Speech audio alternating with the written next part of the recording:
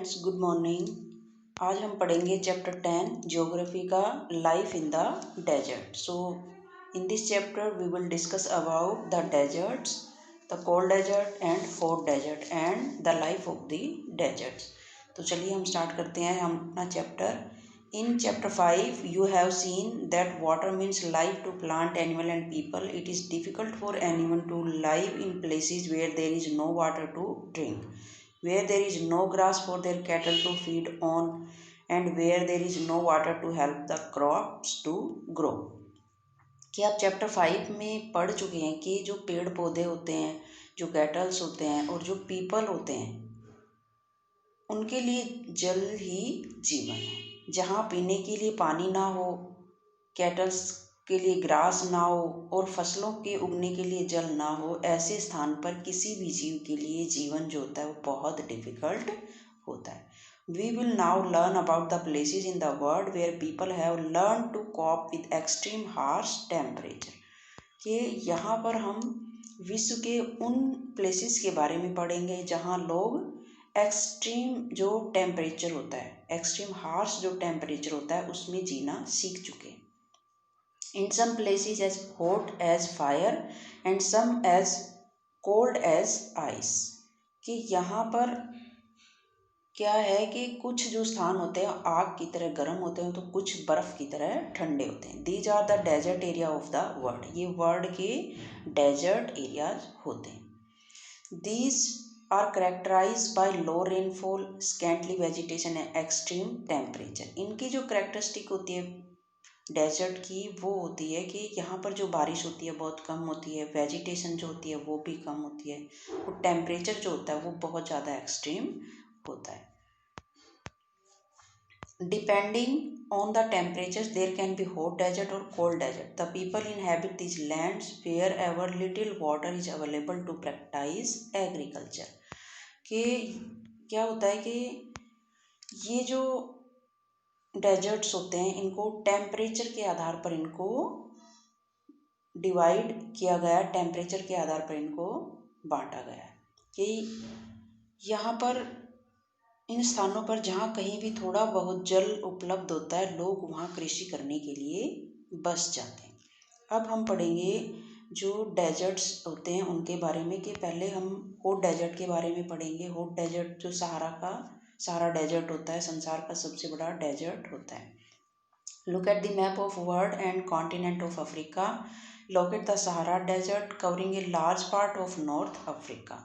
कि जब हम वर्ल्ड का मैप देखते हैं उसके अंदर हम अफ्रीका कॉन्टिनेंट का जब हम मैप देखते हैं तो उसके अंदर हमें उत्तरी अफ्रीका के बड़े भूभाग पर फैले सहारा के रेगिस्तान का पता चलता है। It is world largest desert. ये वर्ल्ड का लार्जेस्ट डेजर्ट होता है। It has an area of around 8.54 million square kilometre. ये 8.54 मिलियन स्क्वायर किलोमीटर के एरियाज़ के अंदर फैला हुआ होता है। Do you recall that India has an area of 3.2 million square kilometre. क्या आपको याद है कि इंडिया का जो क्षेत्रफल होता है, कि इंडिया का जो एरिया जो होता है वो 3.2 लाख स्क्वायर किलोमीटर होता है। The Sahara desert touches 11 countries. Sahara desert जो होता है वो 11 कंट्रीज़ को टच करता है। कि सहारा डेजर्ट 11 कंट्रीज़ के अंदर फैला होता है। साउथ अफ्रीका की ये होती है अल्जीरिया, छाड़, इजिप्ट, लीबिया, मोली, Mauritania, Morocco, niger, Sudan, Tunisia और वेस्टर्न सहारा।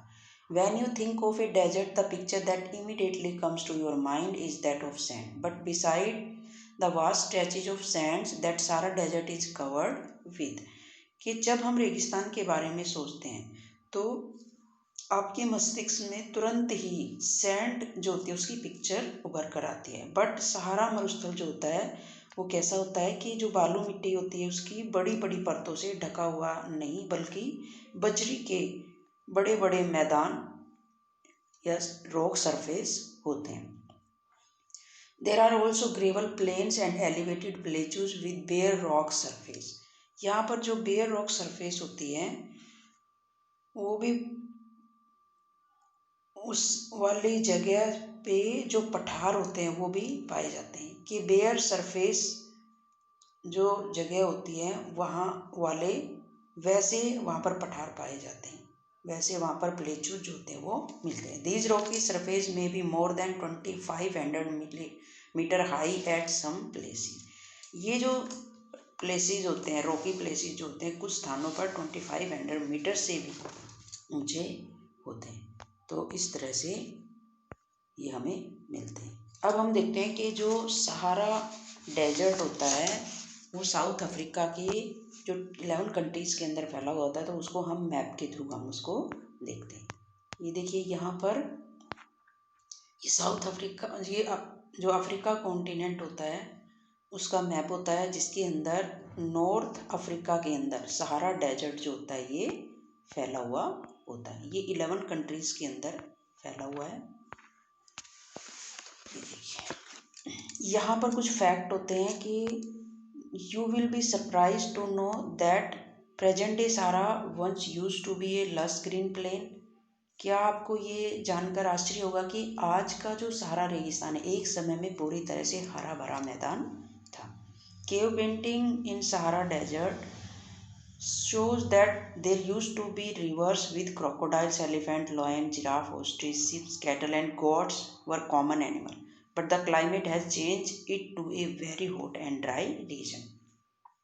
कि सहारा की जो केव्स होती है उनमें कुछ पिक्चर्स बनी हुई होती है, उनसे हमें ये ज्ञात होता है कि यहाँ नदियाँ और क्रोकोडाइल पाए जाते थे, हाथी, शेर, जिराफ, तुरमुर्ग, भेड़, पशु तथा बकरियां आदि कॉमन जानवर भी होते थे। बट यहाँ की जलवायु बहुत गर्म व शुष्क जलवायु में बदल गई।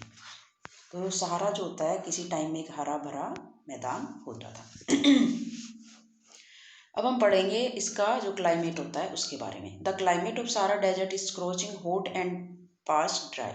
It has a short rainy season. The sky is cloudless and clear. Here the moisture evaporates faster than it accumulates. Days are unbelievable hot.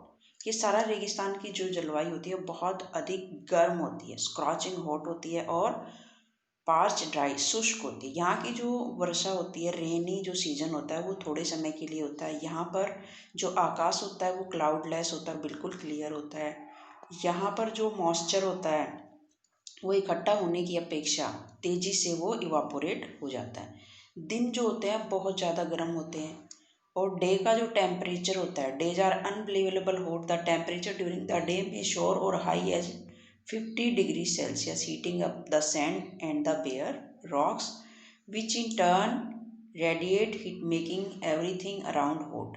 The nights may be freezing cold with temperature nearing 0 degrees. कि दिन के समय का जो temperature होता है 50 degree Celsius से ऊपर चला जाता है, जिससे जो रेत होती है और जो चट्टानें होती है, बेयर जो रॉक्स होती है बहुत अधिक गर्म हो जाती है और इनके ताप के बिखराव के कारण चारों तरफ सब कुछ गर्म हो जाता है। रात जो होती है बहुत अधिक ठंडी होती है और तापमान जो होता है गिरकर 0 डिग्री सेल्सियस तक पहुंच जाते हैं। अब हम देखेंगे flora and fauna. Vegetation in the Sahara desert